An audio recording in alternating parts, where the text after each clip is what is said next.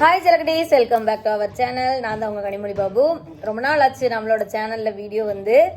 So அங்கேயும் இங்கேயும் அலைஞ்சிட்டு அப்புறம் சக்திக்கு வேறு காலில் அடிபட்டு இருக்கிறதுனால சுத்தமாக வீடியோஸ் எதுவுமே எடுக்க முடியல, போடவும் முடியறதில்ல. இனிமேல் வருவான், எத்தனை நாளைக்கு ஒரு நாள் வரும் அதுவுமே தெரியல. ஸோ இன்றைக்கி ஒரு சூப்பரான விளாக் தான் பார்க்க போகிறோம். என்ன அப்படிங்கிறத வீடியோ ஃபுல்லாக ஸ்கிப் பண்ணாமல் பாருங்கள். ஃபேஸ்லாம் வந்து ரொம்ப டல்லாக இருக்குது, ஒரு மாதிரி நைட்டில் தூங்கவே இல்லை, அதனாலயா இருக்கும்னு நினைக்கிறேன். ஒரே கொசுக்கடியா, அதனால தூக்கம் இல்லை. ஸோ வீடியோ ஃபுல்லாக ஸ்கிப் பண்ணாமல் பாருங்கள். வாங்க வீடியோக்குள்ளே போகலாம்.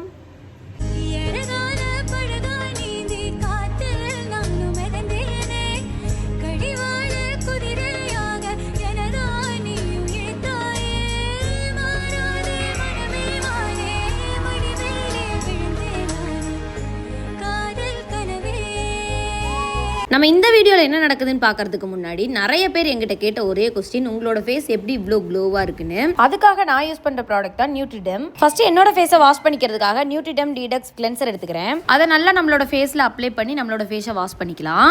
இதில் 2% கிளைகோலிக் ஆசிட் இருக்கு. நம்மளோட ஃபேஸில் இருக்க பிளாக் டாட்ஸ், போர்ட்ஸ் இது எல்லாத்தையுமே மறைச்சு ஒரு சாஃப்டான ஸ்மூத்தான ஒரு ஸ்கின் கொடுக்குது. இதில் சோடியம் PCAவும் இருக்கு. இது என்ன பண்ணுதுன்னு பாத்தீங்கன்னா நம்மளோட ஃபேஸை ஒரு டைட்டான ஸ்கின்னா இல்லாம ஒரு ஸ்மூத்தான ஸ்கின்னா மாத்துது. இந்த கிளென்சரை நம்ம யூஸ் பண்ணும்போது ஒரு சூப்பரான ஒரு நேச்சுரல் லுக் கொடுக்குது. நெக்ஸ்ட் நியூட்ரிடம் மாய்ஸ்சரைசிங் லோஷன் எடுத்துக்கிறேன். இதுல விட்டமின் E இருக்கு. அது மட்டும் இல்லாம எந்த ஒரு கெமிக்கலுமே கிடையாது. நம்மளோட ஸ்கின்னுக்கு இது ஒரு லாங் டர்மாவும் இருக்கு. இதுல விட்டமின் E இருக்கிறதுனால நம்மளோட ஃபேஸ்ல இருக்கிற பிளாக் டாட்ஸ், மங்கு இது எல்லாத்தையுமே ரிமூவ் பண்ணி நம்மளோட ஃபேஸுக்கு எந்த ஒரு பிரச்சனையுமே கொண்டுட்டு வராம ஒரு சூப்பரான ஒரு ப்ரொடெக்டிவ் கொடுக்குது. இந்த நியூட்ரிடம் ப்ராடக்ட் பாத்தீங்கன்னா டெர்மட்டாலஜிஸ்டே ரெக்கமெண்ட் பண்ணிருக்காங்க. சோ நம்ம பயப்படாம யூஸ் பண்ணலாம். இந்த லோஷன் பாத்தீங்கன்னா நம்மளோட ஃபேஸுக்கு மட்டும் இல்லாம நம்மளோட கை கால் எதுக்கு வேணாலும் யூஸ் பண்ணிக்கலாம். இது நம்ம வெளியே போறப்ப நம்மளோட ஸ்கின்னை டேமேஜ் பண்ணாம ஒரு ப்ரொடெக்டிவான ஒரு ஸ்மூத்தான ஒரு ஸ்கின் கொடுக்குது. உங்களுக்கு இந்த ப்ராடக்ட் வேணும்னா டிஸ்கிரிப்ஷன்ல லிங்க் வைக்கிறேன். நான் நியூட்ரிடம் இந்தியாஸ் அஃபிஷியல் அப்படிங்கிற வெப்சைட்லயும் போய் நீங்க பர்ச்சேஸ் பண்ணிக்கலாம். அப்படி இல்லைனா ஐபேரியா ஸ்கின் பிராண்ட்ல கூட நீங்க வாங்கிக்கலாம். தேங்க்யூ. ஸோ இன்னைக்கு என்ன வீடியோன்னு பார்த்தீங்க அப்படின்னா, இன்னைக்கு வந்து ஜூன் 5 எங்கள் அப்பாவுக்கு வந்து பர்த்டே. லாஸ்ட் இயரும் இல்லை, அதுக்கு முன்னாடி வருஷம் எங்களோட இருந்தது. லாஸ்ட் இயரும் வந்துட்டு அப்பா இல்லாமல் தான் போச்சு. ஸோ இந்த இயரும் வந்து அப்பா கூட இல்லை. நெக்ஸ்ட் என்னன்னா வேற என்ன பிளான் என்னன்னு தெரில. ஏன்னா எப்பவுமே வந்து வருஷம் அப்பாவோட பர்த்டேக்கு வந்து நம்ம வீட்டில் யாருக்கா இருந்தாலுமே முதியோர் இல்லத்துக்கு போய் சாப்பாடு போடுவோம். லாஸ்ட் இயர் போய் அந்த மாதிரி போட்டோம். அப்பா இருக்கும்போது அப்பாவை கூட்டிகிட்டு போய் நாங்கள் சாப்பாடு போட்டோம். இந்த தடவை என்னன்னா அங்கே ஒர்க் பண்ணுற ஒரு அக்காவுக்கு வந்து டெலிவரிங்கிறதுனால அவங்க வீட்டில் இருக்காங்க. ஸோ காண்டாக்ட் பண்ண முடியல. இப்போ இன்னைக்கு என்ன பிளானுங்கிறதே சுத்தமாக தெரில. குளிச்சுட்டு அப்பாவுக்கு வந்து மாலை வாங்கி போடணும். இப்போதைக்கு அதுதான் பிளானு. நெக்ஸ்ட் என்னன்னே ஒன்றுமே தெரியல. ஸோ நீங்களும் வீடியோ ஃபுல்லாக வாட்ச் பண்ணுங்க. இன்னைக்கு என்னென்ன நடக்க போகுது அப்படிங்கிறத நான் ஃபுல்லாக வீடியோவில் போடுறேன். ஜாக்கு எங்கள் அம்மா உட்காந்துருக்காங்க. மகள் நீ எவ்வளோதான் காமிக்க முடியும், ஏன்னா ட்ரெஸ்ஸு போடலையா அதனால காமிக்க முடியாது. வீடெல்லாம் அப்படி அப்படியே கிடக்கு, நீ எதுவுமே க்ளீன் பண்ணல. பார்த்தீங்களா எப்படி இருக்குன்னு. ஸோ மாலை மட்டும் வாங்கிட்டு வந்துச்சு, இங்கே அப்பாவுக்கு போடணும். பூ போட்டிருக்காங்க இப்போதைக்கு, அம்மா போடணும். நெக்ஸ்ட்டு இதெல்லாம் ப்ராப்பராக மறுபடியும் எப்போவுமே துடைப்போம். இன்றைக்கும் ஃபுல்லாக இப்போ துடைச்சிட்டு லைட்டெல்லாம் போட்டு வைக்கணும். சக்தி என்ன பண்ணுறான்னு பார்ப்போமா. தூங்கிட்டு இருக்காங்க. நிறைய பேர் கேட்டீங்க இந்த கட்டுக்கு வந்து என்ன இதுன்னு கேட்டிருந்தீங்க. அதை செப்பரேட்டாக அவளோட சேனலில் அவளே வீடியோ போடுறேன்னு சொல்லியிருக்கா. பட் எப்போன்னு தெரில. டுடேவும் ஹாஸ்பிட்டல் போகணும். என்ன சொல்கிறாங்க என்னன்னு தெரில. ஹாஸ்பிட்டல் போயிட்டு அதோட அப்டேட் கொடுப்பான்னு நினைக்கிறேன். சீசு, லக்கி லக்கி இங்கே இருக்கான். சீசு எங்கே காணா? சீசே படுத்திருக்கான் பாருங்க. அவ்வளோதான். நான் கொஞ்ச நேரம் அப்படியே டிவி பார்த்துட்டு குளிச்சுட்டு வந்துட்டு நெக்ஸ்ட் என்ன நடக்குதுங்கிறத பார்க்கலாம். குளிச்சுட்டு வந்துட்டு மாலை போட்டுட்டு ஹாஸ்பிட்டல்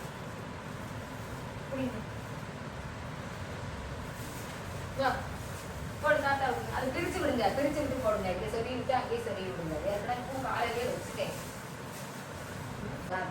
அப்படி வச்சு விட்டு செட்டு நீ இறக்கி விட்டு நீ அப்படியே சொல்லு. அங்க போய் அம்மா வைக்கிறேன் பிடிச்சி பிடிச்சிதான்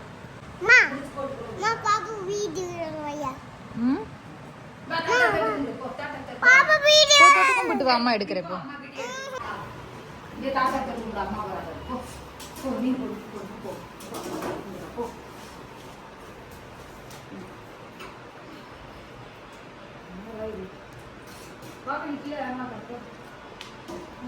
ஆட்டோக்காக வெயிட்டிங்.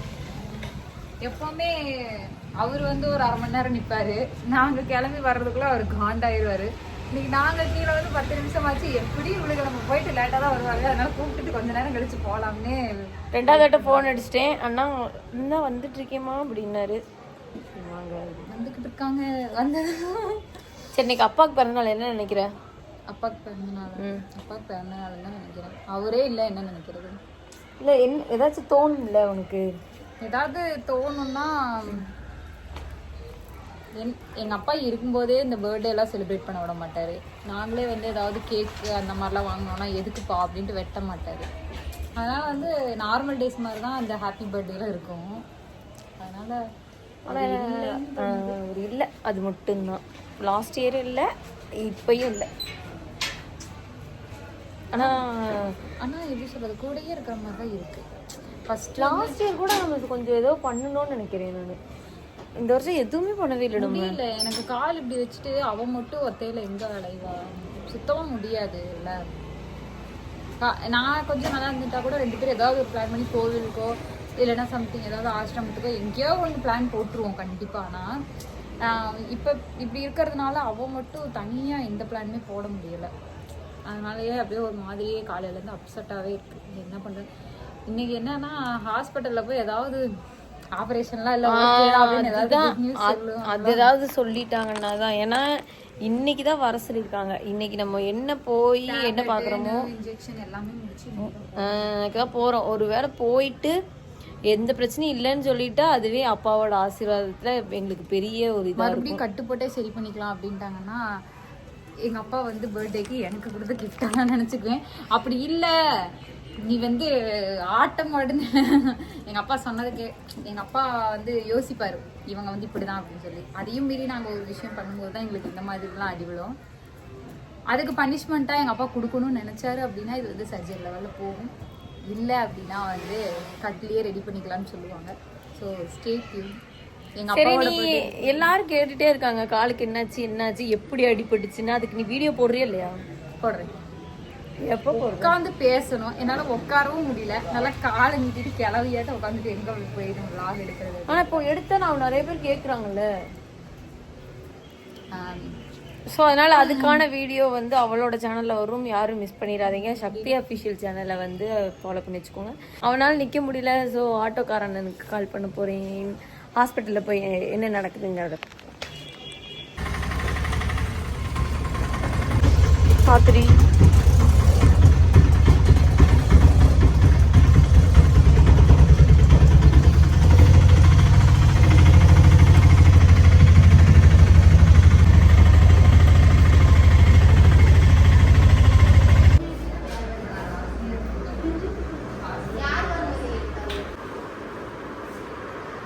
போய் எக்ஸ்ரே எடுத்துகிட்டு வர சொன்னாங்கன்னு எக்ஸ்ரே எடுத்துகிட்டு வந்தோம்.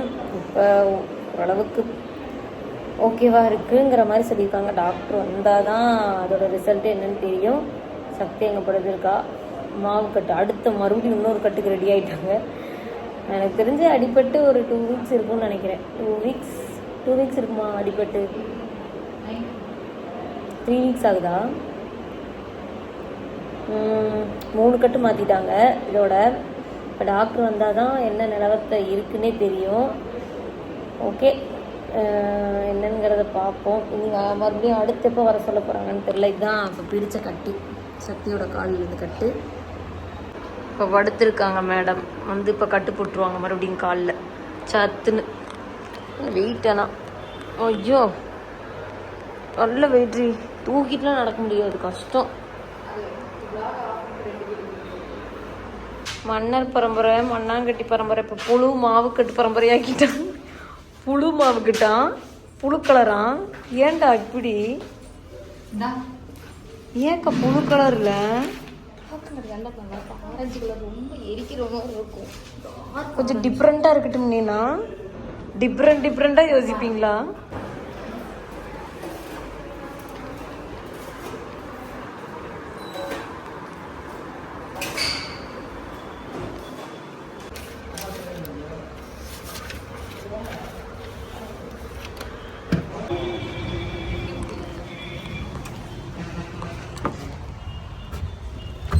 இந்தாச்சிராமா வீட்டுக்கு கேக்கு சத்திய பார்த்துன்னு குதிச்சுக்கிட்டு கிடக்காளா?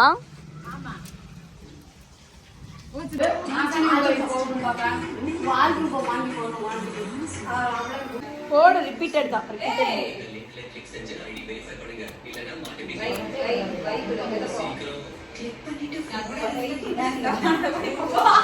பிடிப்போம் அப்படிங்கிறியா? பிடிச்சிட்டே இருப்போம் அப்படிங்கிறியா?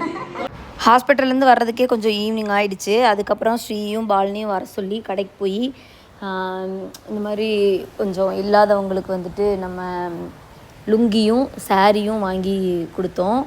அப்பாவோட பர்த்டேக்கு, இந்த பர்த்டேக்கு எங்களால் முடிஞ்சது என்னவோ நாங்கள் அதை பண்ணியிருக்கோம். கொஞ்சம் எங்களோட சிச்சுவேஷனுமே சரியில்லை. பாப்பாவுக்கு வந்து கீழே விழுந்தது இதெல்லாம் இருந்ததுனால ஒழுங்காக ஒரு இடமா கான்சன்ட்ரேட் பண்ணி எங்களாலையுமே எதுவுமே பண்ண முடியல. ஆனால் கண்டிப்பாக இந்த தடவை ஏதாச்சும் பண்ணணுமேன்னு சொல்லிட்டு இதை பண்ணியிருக்கோம். நெக்ஸ்ட் டைம் இதை விட நல்லா பண்ணணும் அப்படின்னு சொல்லி நாங்கள் எங்கள் அப்பா கிட்ட வேண்டிக்கிறோம்.